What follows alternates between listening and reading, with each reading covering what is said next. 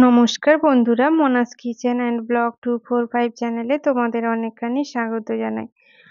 আবারও বহুদিন পরে চলে এসেছি নতুন আর একটা রেসিপি নিয়ে। তো আজকে আমি বানাচ্ছি বাদাম পাটালি রেসিপি। তো অনেকদিন কিন্তু গ্যাপ হয়ে গেছে এই ভিডিও দিতে পারছিলাম না অসুবিধার কারণে।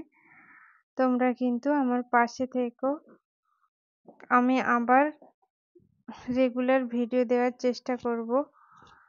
তো দেখতে থাকো কিভাবে আমি বানাচ্ছি বাদাম পাটালি। তো প্রথমে আমি কড়াইতে অল্প তেল দিয়ে বাদামগুলোকে নেড়ে নিচ্ছি। নেড়ে নিয়ে বাদামগুলোকে ভেজে নিচ্ছি।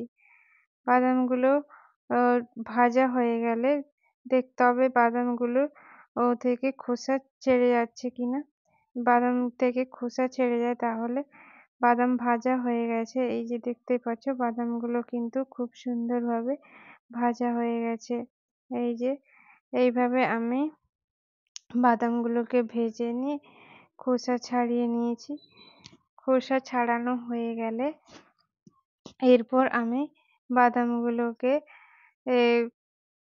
নেড়ে নিয়ে ভালো করে খোসা থেকে বাদামগুলোকে আলাদা করে পরিষ্কার করে নিয়েছি।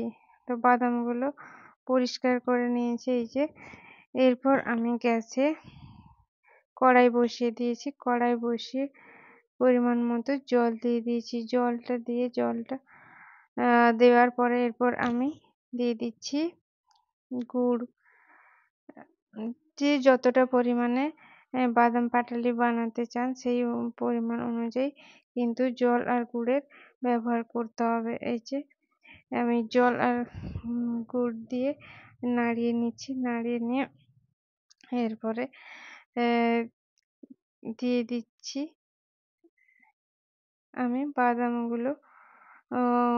বাদামগুলো দিয়ে নাড়াতে থাকছি। ঠিক একটা থিকনেস পর্যন্ত গুড়ের পাকটা ধরতে হবে। এই যে হাতে আঠালো টাইপের একটা পাক চলে এলে তারপরে বাদামগুলোকে দিয়ে দিতে হবে। তো বাদামগুলো দিয়ে আর বেশ কিছুক্ষণ এইভাবে নাড়িয়ে চাড়িয়ে নিতে হবে। এই যে বাদামগুলো দিয়ে একটু সময় পরে আমি গ্যাসটাকে বন্ধ করে দিয়েছি।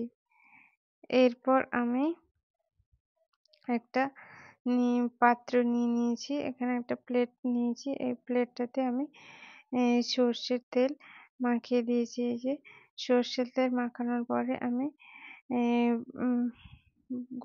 পাটালিগুলোকে আমি ঢেলে দিচ্ছি। ঢেলে দিয়ে সমান করে নিচ্ছি। এই যে দেখতে পাচ্ছ সমান করে এরপর একটা ছুরির সাহায্যে আমি দাগ টেনে রাখছি যাতে পরে পাটালিগুলো বা সাইজ অনুযায়ী ভেঙে নিতে কষ্ট না হয়। এই যে ছুরির সাহায্যে ছোট ছোট আকারে যে যেরকম ছোট বড় যে যেরকম আকারে রাখতে চায় সে সেরকম রাখবে। এই যে দাগ টেনে নিচ্ছি। এইভাবে রেখে দেওয়ার পরে এটা ঠান্ডা হয়ে যাওয়ার পরে কিন্তু অনেকটা সময় লাগে এটা ঠান্ডা হতে। মিনিমাম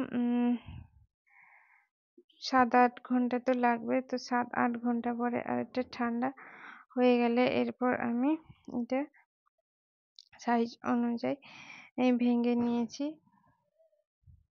তো কীরকম লাগলো আজকের রেসিপি অবশ্যই কমেন্ট করে জানাবেন। যদি ভালো লাগে অবশ্যই লাইক করে দেবে। আজকে এই পর্যন্ত, আবারও দেখা হবে নতুন কোনো রেসিপির সাথে। বাই।